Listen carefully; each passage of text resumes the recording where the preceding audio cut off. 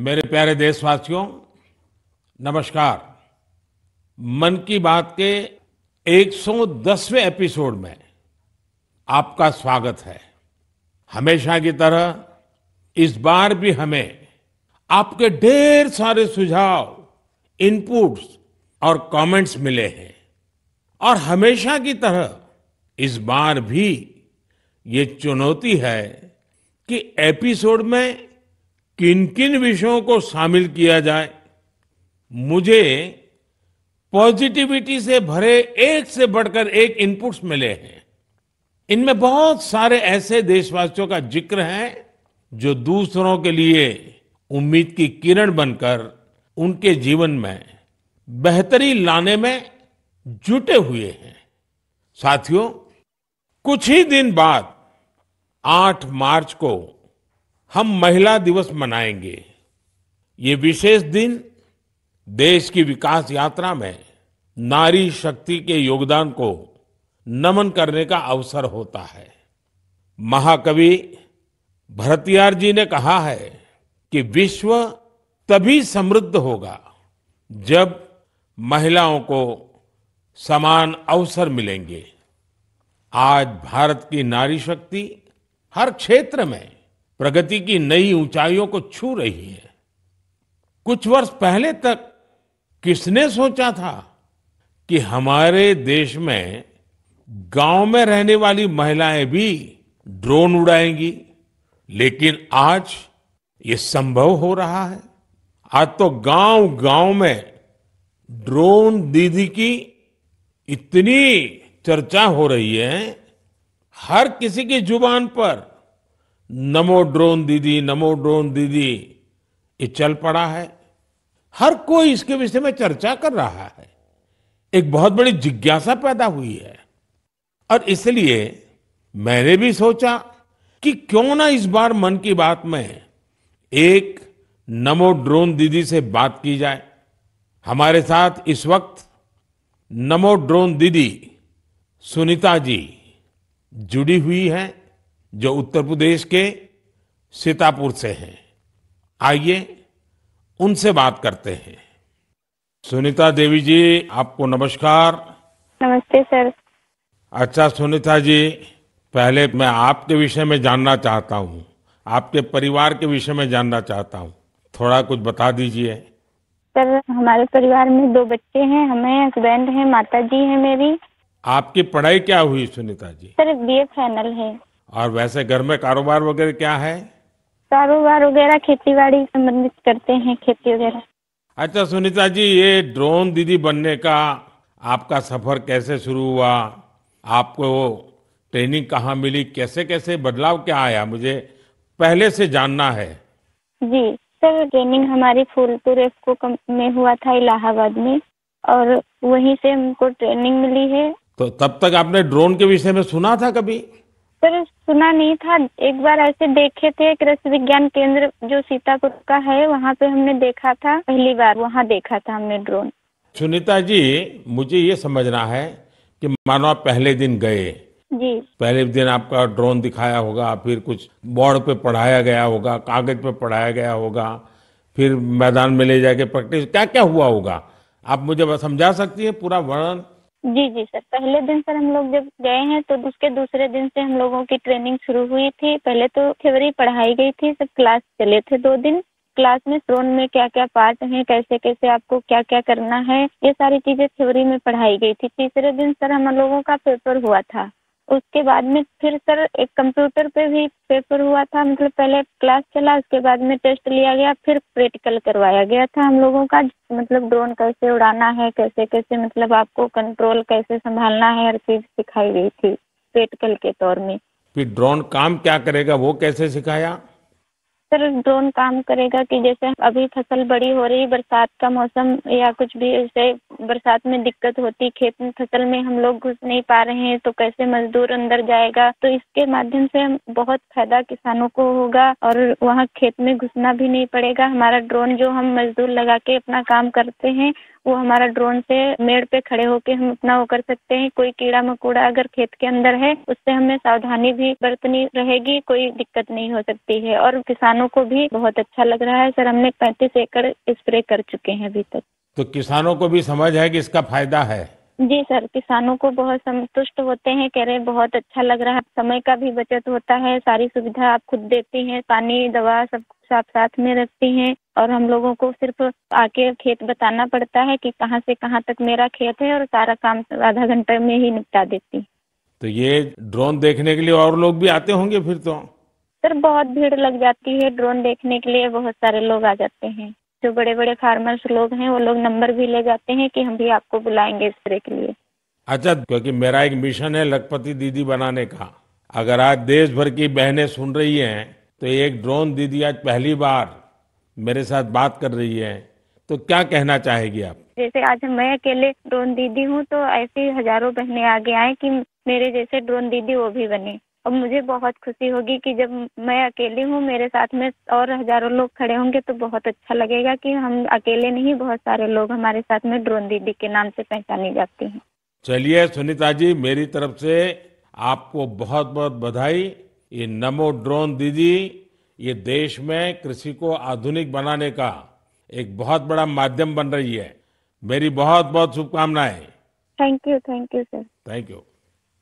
साथियों, आज देश में कोई भी क्षेत्र ऐसा नहीं है जिसमें देश की नारी शक्ति पीछे रह गई हो।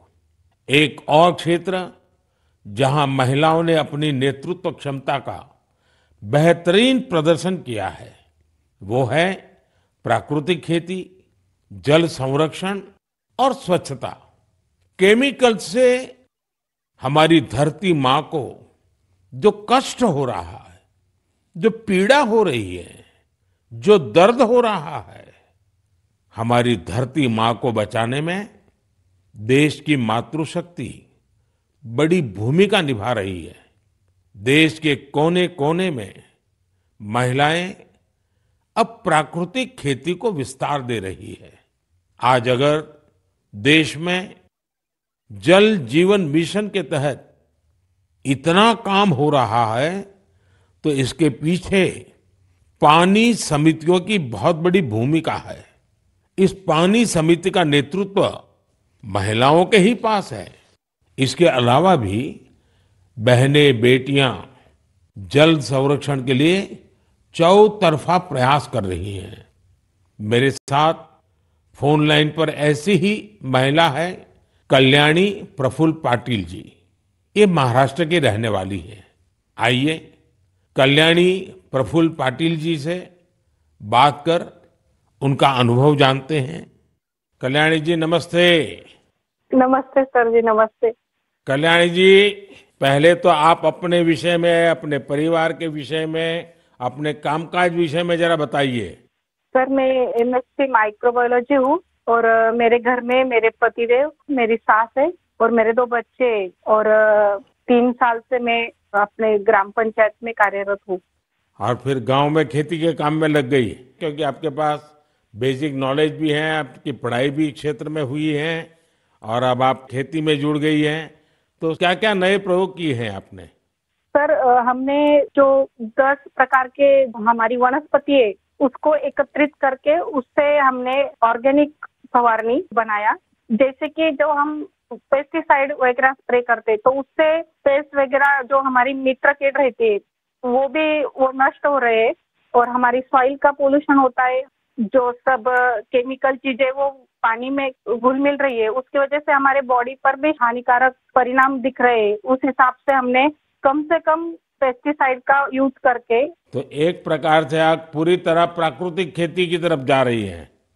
हाँ, जो अपनी पारंपरिक खेती है सर वैसे हमने की पिछले साल। क्या अनुभव आया प्राकृतिक खेती में? सर जो हमारी महिला है उनको जो खर्च है वो कम लगा और जो प्रोडक्ट है सर तो वो समाधान था कि हमने विदाउट पेस्ट वो किया है। क्योंकि अब कैंसर के प्रमाण जो बढ़ रहे हैं, जैसे शहरी भागों में तो है लेकिन गांव में भी हमारे उसका प्रमाण बढ़ रहा है।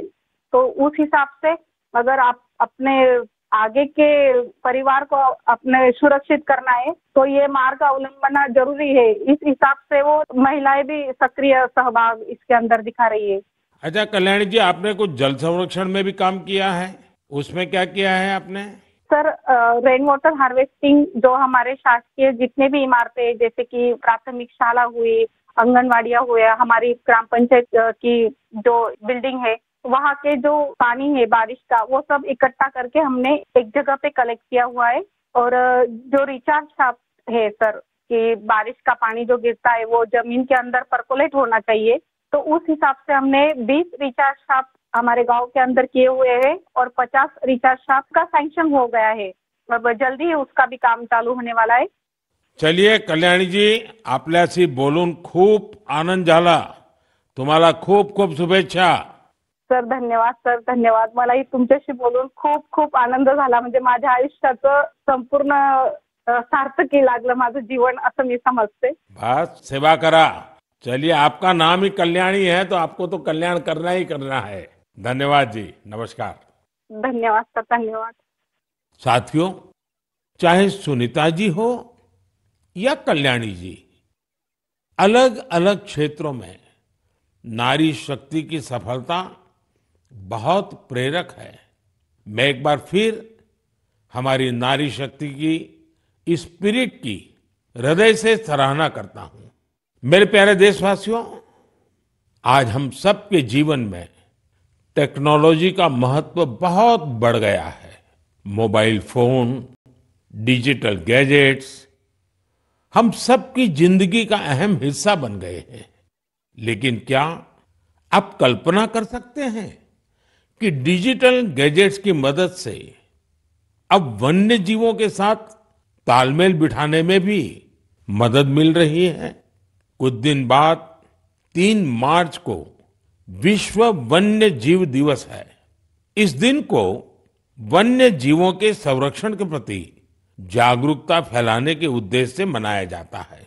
इस वर्ष वर्ल्ड वाइल्ड लाइफ डे की थीम में डिजिटल इनोवेशन को सर्वोपरि रखा गया है. आपको ये जानकर खुशी होगी कि हमारे देश के अलग अलग हिस्सों में वन्य जीवों के संरक्षण के लिए टेक्नोलॉजी का खूब उपयोग हो रहा है. पिछले कुछ वर्षों में सरकार के प्रयासों से देश में बाघों की संख्या बढ़ी है. महाराष्ट्र के चंद्रपुर के टाइगर रिजर्व में बाघों की संख्या 250 से ज्यादा हो गई है. चंद्रपुर जिले में इंसान और बाघों के संघर्ष को कम करने के लिए आर्टिफिशियल इंटेलिजेंस की मदद ली जा रही है. यहाँ गांव और जंगल की सीमा पर कैमरे लगाए गए हैं. जब भी कोई बाघ गांव के करीब आता है, तब एआई की मदद से स्थानीय लोगों को मोबाइल पर अलर्ट मिल जाता है. आज इस टाइगर रिजर्व के आसपास के 13 गांवों में इस व्यवस्था से लोगों को बहुत सुविधा हो गई है और बाघों को भी सुरक्षा मिली है. साथियों, आज युवा एंटरप्रेन्योर्स भी वन्य जीव संरक्षण और इको टूरिज्म के लिए नए नए इनोवेशन सामने ला रहे हैं. उत्तराखंड के रुड़की में रोटर प्रिसिशन ग्रुप्स ने wild life institute of India के सहयोग से ऐसा ड्रोन तैयार किया है जिससे केन नदी में घड़ियालों पर नजर रखने में मदद मिल रही है. इसी तरह बेंगलुरु की एक कंपनी ने बघीरा और गरुड़ नाम का ऐप तैयार किया है. बघीरा ऐप से जंगल सफारी के दौरान वाहन की स्पीड और दूसरी गतिविधियों पर नजर रखी जा सकती है. देश के कई टाइगर रिजर्व में इसका उपयोग हो रहा है. आर्टिफिशियल इंटेलिजेंस और इंटरनेट ऑफ थिंग्स पर आधारित गरुड़ ऐप को किसी सीसीटीवी से कनेक्ट करने पर रियल टाइम अलर्ट मिलने लगता है.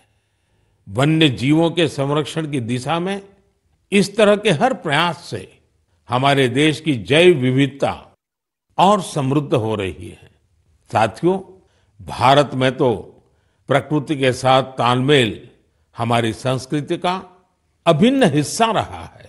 हम हजारों वर्षों से प्रकृति और वन्य जीवों के साथ सह अस्तित्व की भावना से रहते आए हैं। अगर आप कभी महाराष्ट्र के मेलघाट टाइगर रिजर्व जाएंगे तो वहां स्वयं इसे अनुभव कर सकेंगे। इस टाइगर रिजर्व के पास खटकली गांव में रहने वाले आदिवासी परिवारों ने सरकार की मदद से अपने घर को होम स्टे में बदल दिया है। ये उनकी कमाई का बहुत बड़ा साधन बन रहा है। इसी गांव में रहने वाले कोरकू जनजाति के प्रकाश जामकर जी ने अपनी 2 हेक्टेयर जमीन पर 7 कमरों वाला होम स्टे तैयार किया है। उनके यहाँ रुकने वाले पर्यटकों के खाने पीने का इंतजाम उनका परिवार ही करता है। अपने घर के आसपास उन्होंने औषधीय पौधों के साथ आम और कॉफी के पेड़ भी लगाए हैं। इससे पर्यटकों का आकर्षण तो बढ़ा ही है, दूसरे लोगों के लिए भी रोजगार के नए अवसर बने हैं। मेरे प्यारे देशवासियों, जब पशुपालन की बात करते हैं तो अक्सर गाय भैंस तक ही रुक जाते हैं, लेकिन बकरी भी तो एक अहम पशुधन है जिसकी उतनी चर्चा नहीं होती है। देश के अलग अलग क्षेत्रों में अनेकों लोग बकरी पालन से भी जुड़े हुए हैं। ओडिशा के कालाहंडी में बकरी पालन गांव के लोगों की आजीविका के साथ साथ उनके जीवन स्तर को ऊपर लाने का भी एक बड़ा माध्यम बन रहा है। इस प्रयास के पीछे जयंती महापात्रा जी और उनके पति बीरेन साहू जी का एक बड़ा फैसला है। ये दोनों बेंगलुरु में मैनेजमेंट प्रोफेशनल्स थे, लेकिन इन्होंने ब्रेक लेकर कालाहंडी के सालेभाटा गांव आने का फैसला लिया। ये लोग कुछ ऐसा करना चाहते थे जिससे यहाँ के ग्रामीणों की समस्याओं का समाधान भी हो, साथ ही वो सशक्त भी बने। सेवा और समर्पण से भरी अपनी इसी सोच के साथ इन्होंने माणिकस्तु एग्रो की स्थापना की और किसानों के साथ काम शुरू किया। जयंती जी और बीरेन जी ने यहाँ एक दिलचस्प माणिकस्तु गोट बैंक भी खोला है। वे सामुदायिक स्तर पर बकरी पालन को बढ़ावा दे रहे हैं। उनके गोट फार्म में करीब दर्जनों बकरियां हैं। माणिकस्तु गोट बैंक इसने किसानों के लिए एक पूरा सिस्टम तैयार किया है। इसके जरिए किसानों को 24 महीने के लिए 2 बकरियां दी जाती हैं। 2 वर्षों में बकरियां 9 से 10 बच्चों को जन्म देती हैं। इनमें से 6 बच्चों को बैंक रखता है, बाकी उसी परिवार को दे दी जाती हैं जो बकरी पालन करता है। इतना ही नहीं, बकरियों की देखभाल के लिए जरूरी सेवाएं भी प्रदान की जाती हैं। आज 50 गांवों के 1000 से अधिक किसान इस दंपत्ति के साथ जुड़े हैं। उनकी मदद से गांव के लोग पशुपालन के क्षेत्र में आत्मनिर्भरता की ओर बढ़ रहे हैं। मुझे ये देखकर बहुत अच्छा लगता है कि विभिन्न क्षेत्रों में सफल प्रोफेशनल्स छोटे किसानों को सशक्त और आत्मनिर्भर बनाने के लिए नए नए तरीके अपना रहे हैं। उनका यह प्रयास हर किसी को प्रेरित करने वाला है। मेरे प्यारे देशवासियों, हमारी संस्कृति की सीख है परमार्थ परमो धर्मः, यानी दूसरों की मदद करना ही सबसे बड़ा कर्तव्य है। इसी भावना पर चलते हुए हमारे देश में अनगिनत लोग निस्वार्थ भाव से दूसरों की सेवा करने में अपना जीवन समर्पित कर देते हैं। ऐसे ही एक व्यक्ति है बिहार में भोजपुर के भीम सिंह भवेश जी। अपने क्षेत्र के मुसहर जाति के लोगों के बीच इनके कार्यों की खूब चर्चा है। इसलिए मुझे लगा कि क्यों न आज इनके बारे में भी आपसे बात की जाए। बिहार में मुसहर एक अत्यंत वंचित समुदाय रहा है। बहुत गरीब समुदाय रहा है। भीम सिंह भवेश जी ने इस समुदाय के बच्चों की शिक्षा पर अपना फोकस किया है ताकि उनका भविष्य उज्जवल हो सके। उन्होंने मुसहर जाति के करीब 8,000 बच्चों का स्कूल में दाखिला कराया है। उन्होंने एक बड़ी लाइब्रेरी भी बनवाई है जिससे बच्चों को पढ़ाई लिखाई की बेहतर सुविधा मिल रही है। भीम सिंह जी अपने समुदाय के सदस्यों के जरूरी डॉक्यूमेंट बनवाने में, उनके फॉर्म भरने में भी मदद करते हैं। इससे जरूरी संसाधनों तक गांव के लोगों की पहुंच और बेहतर हुई है।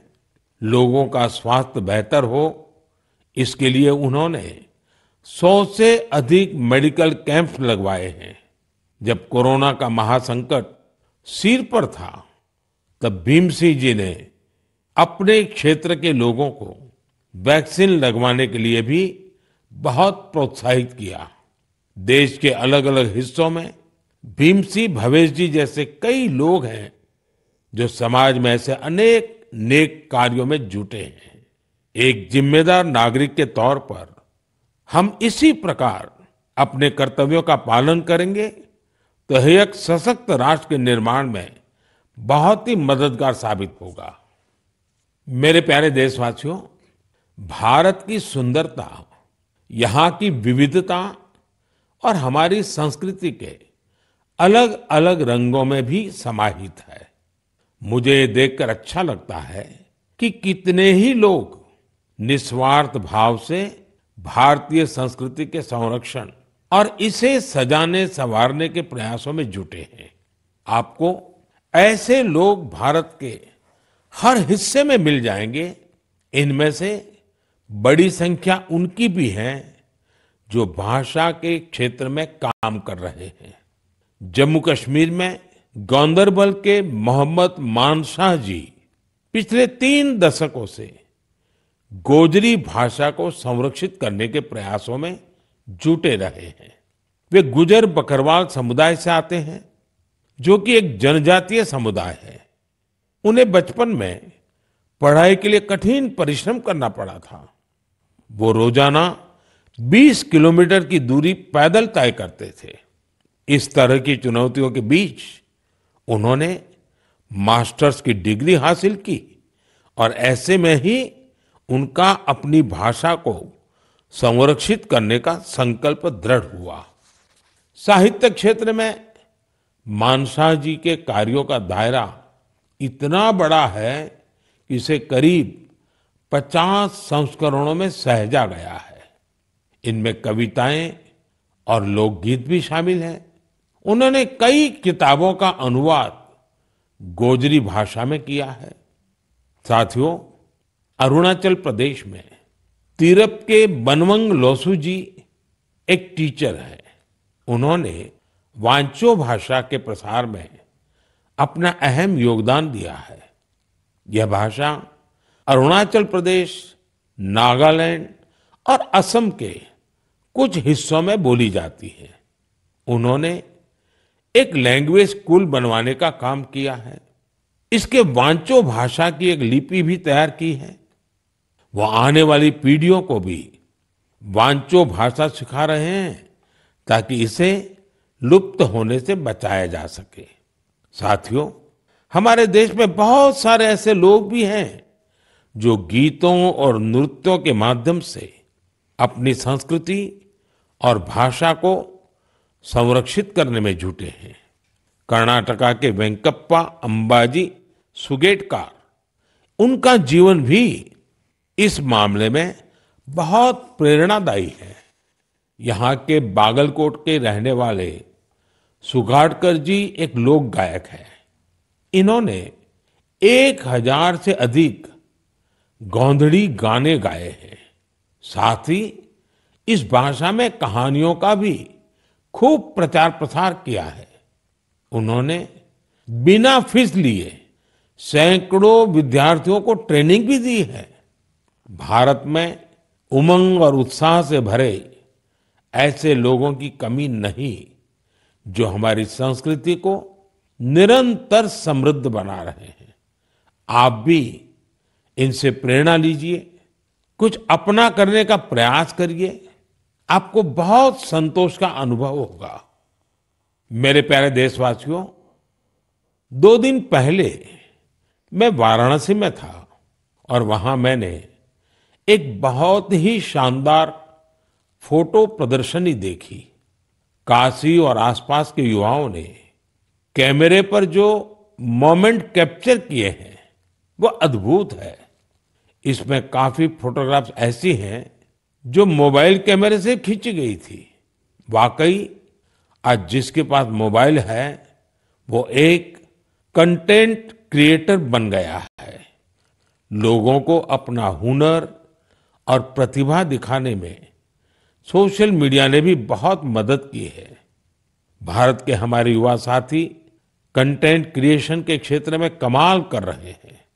चाहे कोई भी सोशल मीडिया प्लेटफॉर्म हो, आपको अलग अलग विषयों पर अलग अलग कंटेंट शेयर करते हमारे युवा साथी मिल ही जाएंगे। टूरिज्म हो, सोशल कॉज हो, पब्लिक पार्टिसिपेशन हो या फिर प्रेरक जीवन यात्रा, इनसे जुड़े तरह तरह के कंटेंट्स सोशल मीडिया पर मौजूद है। कंटेंट क्रिएट कर रहे देश के युवाओं की आवाज आज बहुत प्रभावी बन चुकी है। उनकी प्रतिभा को सम्मान देने के लिए देश में नेशनल क्रिएटर्स अवार्ड शुरू किया गया है। इसके तहत अलग अलग कैटेगरीज में उन चेंज मेकर्स को सम्मानित करने की तैयारी है जो सामाजिक परिवर्तन की प्रभावी आवाज बनने के लिए टेक्नोलॉजी का उपयोग कर रहे हैं। यह कॉन्टेस्ट माईगॉव पर चल रहा है और मैं कंटेंट क्रिएटर्स को इससे जुड़ने के लिए आग्रह करूंगा। आप भी अगर ऐसे इंटरेस्टिंग कंटेंट क्रिएटर्स को जानते हैं तो उन्हें नेशनल क्रिएटर्स अवार्ड के लिए जरूर नॉमिनेट करें। मेरे प्यारे देशवासियों, मुझे इस बात की खुशी है कि कुछ दिन पहले ही चुनाव आयोग ने एक और अभियान की शुरुआत की है, मेरा पहला वोट देश के लिए। इसके जरिए विशेष रूप से फर्स्ट टाइम वोटर्स से अधिक संख्या में मतदान करने का आग्रह किया गया है। भारत को जोश और ऊर्जा से भरी अपनी युवा शक्ति पर गर्व है। हमारे युवा साथी चुनावी प्रक्रिया में जितनी अधिक भागीदारी करेंगे, इसके नतीजे देश के लिए उतने ही लाभकारी होंगे। मैं भी फर्स्ट टाइम वोटर से आग्रह करूंगा कि वह रिकॉर्ड संख्या में वोट करें। 18 का होने के बाद आपको 18वीं लोकसभा के लिए सदस्य चुनने का मौका मिल रहा है। यानी ये 18वीं लोकसभा भी युवा आकांक्षा का प्रतीक होगी। इसलिए आपके वोट का महत्व और बढ़ गया है। आम चुनावों की इस हलचल के बीच आप युवा न केवल राजनीतिक गतिविधियों का हिस्सा बनिए, बल्कि इस दौरान चर्चा और बहस को लेकर भी जागरूक बने रहिए। और याद रखिएगा, मेरा पहला वोट देश के लिए। मैं देश के इन्फ्लुएंसर्स को भी आग्रह करूंगा, चाहे वो खेल जगत के हो, फिल्म जगत के हो, साहित्य जगत के हो, दूसरे प्रोफेशनल्स हो या हमारे इंस्टाग्राम और यूट्यूब के इन्फ्लुएंसर्स हो, वो भी इस अभियान में बढ़ चढ़कर हिस्सा लें और हमारे फर्स्ट टाइम वोटर्स को मोटिवेट करें। साथियों, मन की बात के इस एपिसोड में मेरे साथ इतना ही। देश में लोकसभा चुनाव का माहौल है और जैसा कि पिछली बार हुआ था, संभावना है कि मार्च के महीने में आचार संहिता भी लग जाएगी। ये मन की बात की बहुत बड़ी सफलता है कि बीते 110 एपिसोड में हमने इसे सरकार की परछाई से भी दूर रखा है। मन की बात में देश की सामूहिक शक्ति की बात होती है, देश की उपलब्धि की बात होती है। ये एक तरह से जनता का, जनता के लिए, जनता द्वारा तैयार होने वाला कार्यक्रम है। लेकिन फिर भी राजनीतिक मर्यादा का पालन करते हुए लोकसभा चुनाव के इन दिनों में अब अगले 3 महीने मन की बात का प्रसारण नहीं होगा। अब जब आपसे मन की बात में संवाद होगा तो वो मन की बात का 111वां एपिसोड होगा। अगली बार मन की बात की शुरुआत 111 के शुभ अंक से हो तो इससे अच्छा भला क्या होगा। लेकिन साथियों, आपको मेरा एक काम करते रहना है। मन की बात भले 3 महीने के लिए रुक रहा है, लेकिन देश की उपलब्धियां थोड़ी रुकेंगी। इसलिए आप मन की बात हैशटैग के साथ समाज की उपलब्धियों को, देश की उपलब्धियों को सोशल मीडिया पर डालते रहें। कुछ समय पहले एक युवा ने मुझे एक अच्छा सुझाव दिया था। सुझाव ये कि मन की बात के अब तक के एपिसोड में से छोटे छोटे वीडियो YouTube शॉर्ट्स के रूप में शेयर करना चाहिए। इसलिए मैं मन की बात के श्रोताओं से आग्रह करूंगा कि ऐसे शॉर्ट्स को खूब शेयर करें। साथियों, जब अगली बार आपसे संवाद होगा तो फिर नई ऊर्जा, नई जानकारियों के साथ आपसे मिलूंगा। आप अपना ध्यान रखिए।